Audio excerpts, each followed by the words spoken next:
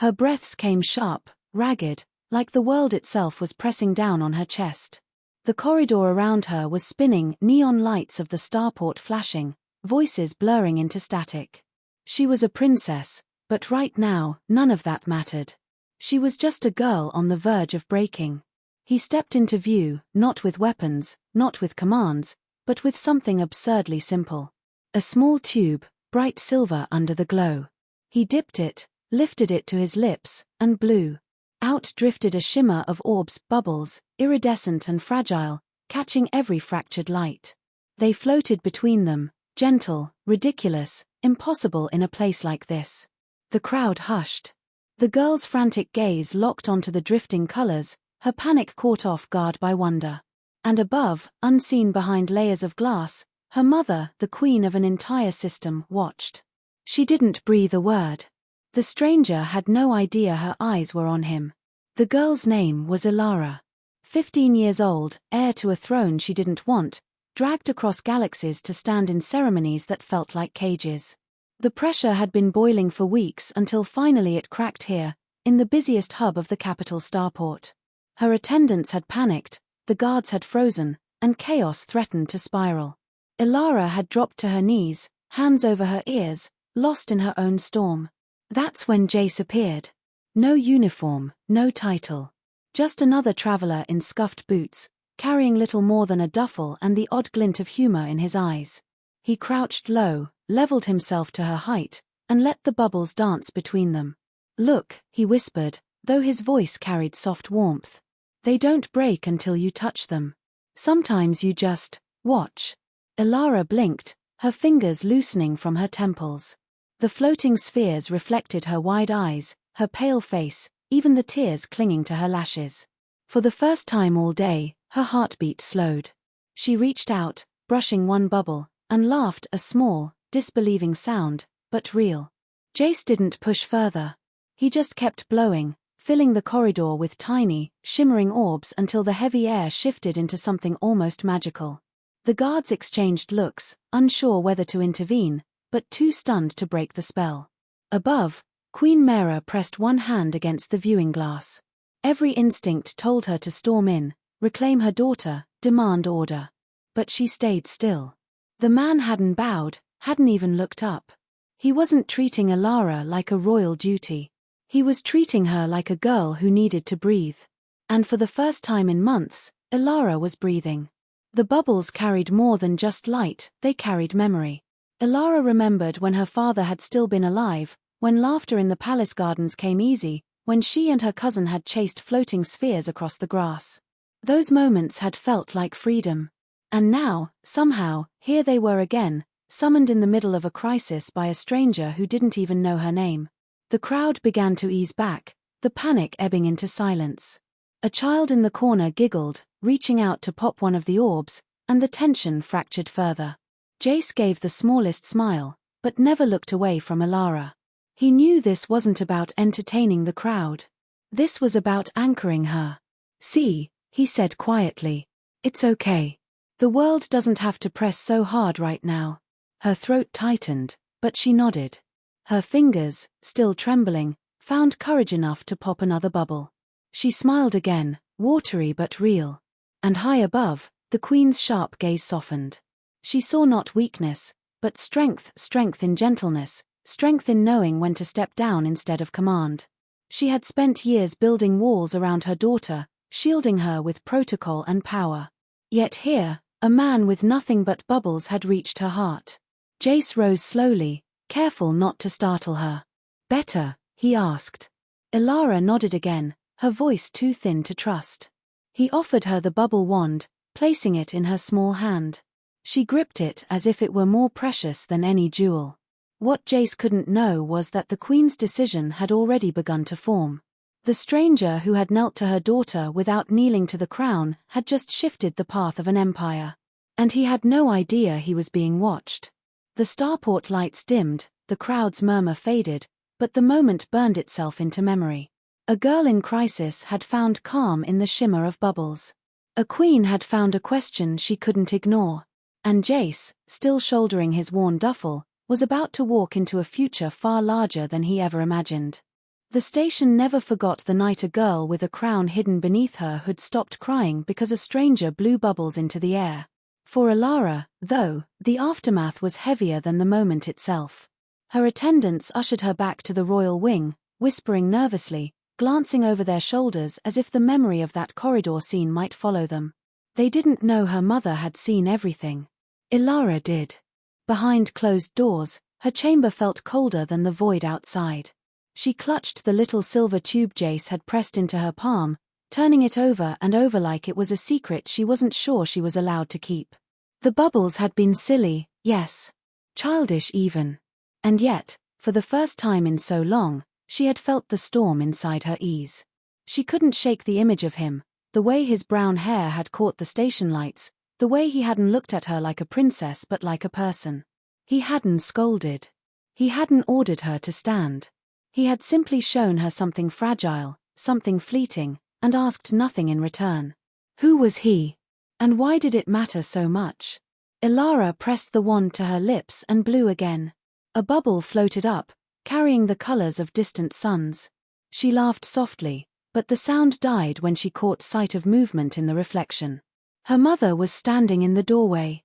Queen Mera stepped inside, her gown shimmering with threads of starlight, her crown glowing faintly in the dim. So this is what soothes you? Her voice was calm, but her eyes, those eyes that had always seemed carved from steel, were unreadable. Elara's hand shook. Mother, do not explain. The queen raised a hand. I saw. She moved closer, and instead of scolding, she reached out and tapped one of the bubbles. It burst on her glove. It has been long since I touched something so delicate. In this palace, everything is built to endure. Yet you, her gaze softened, just for a heartbeat. You are not made of stone, Elara. I forget that. The words should have comforted, but they only sharpened Elara's loneliness. She looked down at the wand again, thinking of Jace's steady hands and the way he hadn't seemed to know or care that she was heir to the throne. To him, she was just a trembling girl who needed a moment of beauty. That night, when the corridors had fallen silent, she slipped out of her chamber with the bubble tube hidden in her sleeve. She needed to find him. She needed to know if what she felt, warmth, safety, curiosity, was real, or just another illusion destined to burst. The lower levels of the starport smelled of oil and spice, the kind of scents her tutors would wrinkle their noses at. To Elara, it was intoxicating. She wandered past merchants shouting over crates of shimmering fruit, mechanics hammering at ship hulls, children darting through the crowd like streaks of light. And then she saw him. Jace was crouched again, this time fixing a panel on a battered cargo hauler. The same duffel lay at his side, patched and worn. His hands, strong but gentle, coaxed a stubborn circuit back to life. She stepped closer, her pulse racing, every instinct screaming that she shouldn't, that if she were recognized everything would collapse. But her feet didn't stop. He looked up, sweat dripping down his temple, and blinked in surprise. You, he said softly, wiping his hands on a rag. Did you follow me? Elara wanted to deny it, to claim coincidence. Instead she held up the bubble tube, the simplest of things, and said, I thought I should return this. He smiled crookedly. Keep it. You looked like you needed it more than I do. Her throat tightened again, but she pushed through. Why did you help me? Jace shrugged. Because you looked like you needed help. Don't you? The honesty of it startled her. She was used to people serving her out of duty, fear, or ambition. Not kindness. Not instinct. Before she could answer, a sound split the air. The whine of security drones, the shuffle of boots. The Queen's guards were here. Panic surged again, hot and sharp, but Jace stepped in front of her. Stay behind me, he said, as if it were the most natural thing in the universe. As if defending her was worth the risk. The guards appeared, weapons raised, eyes scanning the crowd. Princess Elara, by order of the crown, you are to return immediately. The crowd hushed again. Whispers spread. Princess. The word hung in the air like a weapon. Jace turned to her, brow furrowing. Princess. She swallowed, tears rising again. I didn't want you to know. For a heartbeat, she feared he would step back, treat her like the others. Instead, he shook his head with a half-smile. Doesn't change a thing. You're still the girl who needed bubbles. Ilara's chest ached with something new, something that was not fear, but hope. Above them, still unseen, Queen Mera clenched her hands around the railing. The stranger had just defied her guards for the sake of her daughter. That kind of courage was rare. That kind of loyalty, rarer still. The queen said nothing. She only turned, her crown catching the last glow of the station's artificial dusk, and began to plan. Ilara didn't know it yet, but her world was about to twist in ways she couldn't imagine.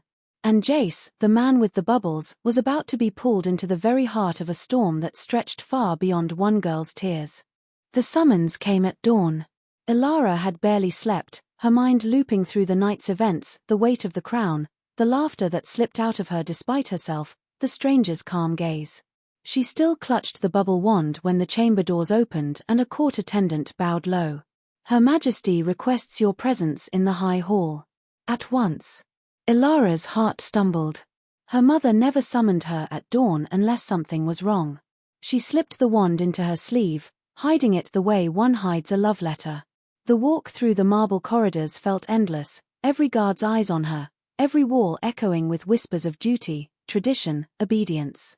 The queen stood at the far end of the hall, tall and regal, her long silver robes reflecting the light of the planet's sunrise that poured through the dome above. Behind her stood the entire council, a row of stiff figures with jeweled collars and calculating eyes. Ilara, the queen began, her voice calm but carrying an undercurrent of steel. You disgraced the crown last night.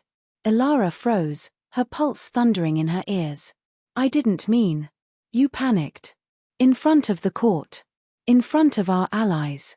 The queen's gaze sharpened, and for a moment Ilara thought she'd be punished like a child. But then Mera's tone shifted. And yet, you calmed. Not because of me. Not because of the council. But because of him. Jace's face flashed in Ilara's mind. She clutched the bubble wand tighter. I want to know who he is, Mera continued. The one who thought to soothe a princess with a child's toy rather than a command. Find him. Bring him to me. Ilara hesitated. Why? Her mother's eyes softened in a way Ilara rarely saw. Because anyone who can calm you in that moment may be more valuable than an army of soldiers. Ilara bowed, hiding her racing thoughts. The queen had seen. She hadn't punished her, she'd noticed Jace. That meant the stranger's life might change forever if he was found. Ilara wasn't sure if she should be grateful or afraid. Meanwhile, Jace was already on the move. He'd finished repairing the hauler's circuits before dawn, but the crew had paid him half and left without a goodbye. That was fine by him. He wasn't here for glory. He lived in the in-between places, those corners of the galaxy where nobody noticed a man with grease under his nails and a knack for fixing things. Still, he couldn't shake the image of the girl's eyes, shimmering with tears and reflected light. He'd seen panic before, war leaves its scars on everyone, but something about her desperation had cut deeper. She was someone caged, someone drowning in silence, and somehow, for a flicker of a moment, he'd reached her. He thought he'd never see her again. So when the Queen's guards appeared in the docking bay, blasters gleaming, his first instinct was to bolt. His second was to lift his chin and wait. Running only confirmed guilt, and Jace had done nothing wrong. At least, nothing he regretted. You, the lead guard barked, pointing at him. By command of Her Majesty, you will come with us. Jace raised his hands. I was just passing through. Fixed a circuit. That's all. The guard sneered. The Queen herself has summoned you. Don't make me repeat myself. The others shifted their grips on their rifles. The bay had gone silent. Mechanics and traders stepped back, their eyes wide. Jace glanced once toward the stars, then at the bubble tube poking out from his pocket. He sighed. Fine. Lead the way. When Ilara saw him enter the high hall, flanked by guards, her breath caught. He looked out of place beneath the towering crystalline arches, dusty jacket, calloused hands, eyes sharp but wary. He wasn't bowing, not even as the Queen rose from her throne. A ripple of disapproval ran through the council. Your name, Mera commanded. Jace Arden, he said simply. You calmed my daughter when all others failed. How? Jace hesitated. He could feel dozens of eyes boring into him, measuring his worth, calculating his threat. He considered lying, inventing some noble excuse. But then he saw Ilara's face, hopeful, fragile, waiting. "I blew bubbles," he said. His voice carried, steady and clear. "She needed something small, something human. So I gave it." A murmur swept through the hall. Laughter from one of the counselors, sharp and derisive. "Bubbles? Majesty, is this your savior? A man with toys?" Ilara flinched, but Jace didn't move. His jaw was set, his eyes locked on the queen. "Sometimes," he said, "what saves a person isn't strength. It's gentleness." The queen studied him in silence. Ilara's hands clenched together, every nerve in her body sparking with dread and awe. Would her mother have him executed for insolence? Or something else? The pause stretched, heavy and electric. And then, with the faintest curve of her lips, the queen spoke words that would change everything. "Perhaps gentleness is exactly what this empire needs." Ilara's world tilted again, but not from panic this time. From the terrifying possibility that the stranger who blew bubbles might be pulled into her life forever. The queen's words lingered in the high hall like a strange perfume, soft, unexpected, impossible to ignore. Counselors shifted uneasily, their jeweled collars clinking as they exchanged worried glances. Ilara stood frozen, clutching the bubble wand hidden in her sleeve, her heart a drum against her ribs. Jace tilted his head, suspicion flickering in his eyes. He hadn't come here to be part of politics. He'd seen enough empires rise and fall out in the dark sectors, always at the cost of the people who had no choice in the matter. His instinct told him to walk away before he was caught in the gears of power. But something about the girl's eyes, about the way she had laughed at those ridiculous spheres of soap and air, held him there. "Gentleness," the queen repeated, her voice quieter now, as though testing the word on her tongue. She turned to the council. "You all saw it. You all failed to reach her." He did, with nothing but kindness. A low murmur of disapproval rippled again, but none dared speak against her. Ilara found her voice. "Mother, please. Don't punish him. He didn't know who I was." The queen's sharp eyes softened just enough for Ilara to notice. "Child, I don't intend to punish him. I intend to know him." Jace let out a breath he hadn't realized he was holding. "If you're looking for a courtier, I'm the wrong choice. I fix engines, not empires." "That is exactly why you may be the right choice," Mera said. "My daughter has lived her life surrounded by those who see only a crown. You saw the girl beneath it. Tell me, Jace Arden, would you stand at her side not as a servant, not as a soldier, but as an equal?" The hall went silent. Ilara's ears rang. Equal. No one had ever said that word to her before, not in relation to her title, not in relation to her future. She looked at Jace, afraid he would laugh, or bow, or refuse. But he didn't. Instead, he turned to her, not to the queen. "This isn't my world," he said, his voice low, almost apologetic. "I don't understand crowns and councils. But if you wanted me there, if you wanted me to stay, I would." Her throat closed with tears, but this time they weren't from fear. She stepped forward, the bubble wand slipping from her sleeve and rolling onto the polished floor. A servant darted forward, but Ilara stopped him with a raised hand. She bent down herself, picked up the little tube, and held it out for everyone to see. "This," she said, her voice steady though her hands trembled, "is the only thing that has made me feel safe in weeks. Not the guards, not the endless rules, not the titles you drape over me. This. Because it reminded me that I am still me, and not just a crown." The queen's lips parted. For once, she had no ready command, no cutting remark. The council looked scandalized, but Ilara didn't care. She turned back to Jace, and in front of the entire hall, she smiled openly, defiantly. Jace gave her a nod, a silent promise. He wasn't here to take anything from her. He was here to stand with her, if she wanted him to. The queen studied them both, her eyes unreadable. And then she laughed, a sound that startled everyone, because it was warm, almost human. "Perhaps the galaxy has grown weary of iron and fire," she said. Perhaps it is time we remembered the strength in softness. Ilara felt the weight on her chest lift. For the first time, her mother saw her not as a duty, but as her daughter. For the first time, Ilara felt like she could breathe without breaking. Later that evening, when the council had dispersed and the palace grew quiet, Ilara slipped onto the balcony with Jace beside her. The stars stretched endlessly beyond the glass dome. He pulled the little silver tube from her hand and dipped it into the soap again. "Ready?" he asked. She nodded. He blew gently, and once more, bubbles drifted upward, catching the starlight, scattering rainbows across the cold stone floor. Ilara reached out, popped one, and laughed.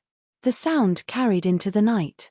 Far above, in her private chambers, Queen Mera watched again. But this time, she did not clutch the railing in worry. She simply placed her hand over her heart, a small smile breaking the mask she had worn for years. The galaxy would go on demanding, wars would keep burning on the horizon, and the council would grumble.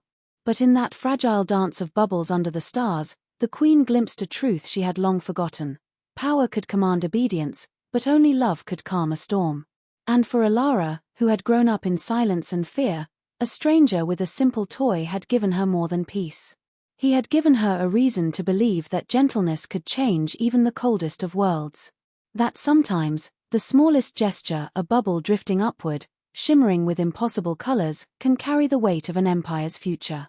That night, she tucked the silver wand beneath her pillow, knowing it wasn't just a toy anymore. It was a reminder. A promise. And somewhere deep in her heart, she knew her life had just turned a corner. The universe was vast, unpredictable, and cruel, but it still had room for wonder, for kindness, for love. And in that, she found her strength. The moral was simple, yet unshakable. True power doesn't come from crowns, armies, or fear. It comes from the courage to be gentle when the world expects you to be hard, and from seeing the humanity in someone others overlook.